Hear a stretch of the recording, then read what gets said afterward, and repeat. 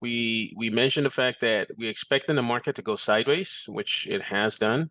You know, we had something more like this last week, and the expectation was that the market was going to go sideways for about 2 weeks, maybe two and a half, no more than 3 weeks. Typically, what we expected was that we should see a pullback, maybe some deep pullback, some sharp pullback, a prolonged pullback. But the idea was that it was going to go sideways for about 2 weeks, maybe two and a half, 3 weeks. But as we can see now, these are some bearish signals that are appearing, a warning sign that things could go down. We do have a warning sign. Should we have that follow through? I'm not worried about it. Again, it should be short-lived. It might be massive. It could be a big drop. So let's say if I was to show you what we've seen here in the past.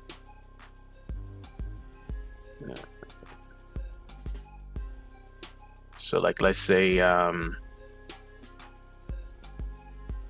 me see, which one was it? Something like this, whereby we had this gap up, things went sideways for a while, and then we had this big old red candle right here. Okay, it's not impossible for that to happen. So if something like that was to happen, I'm just saying, don't panic, guys. Please do not panic. Just understand it's part of the process. It could be something like this, where it goes down big and then it takes a couple of days and then it goes down big again before it reverses. That's possible. We're just looking at historical data. That's a possibility that it could do something like that. Okay.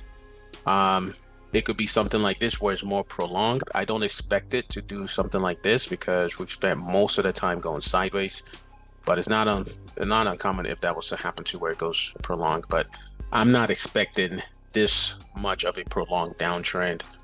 More of what I'm expecting is, if it does go down, a sharp downtrend, maybe at best, or at worst, I should say, and then we'll see it start heading back up again. So I share all this just to say, look, in the event that the market pulls back, don't panic. It's going to come back. It's just being prepared.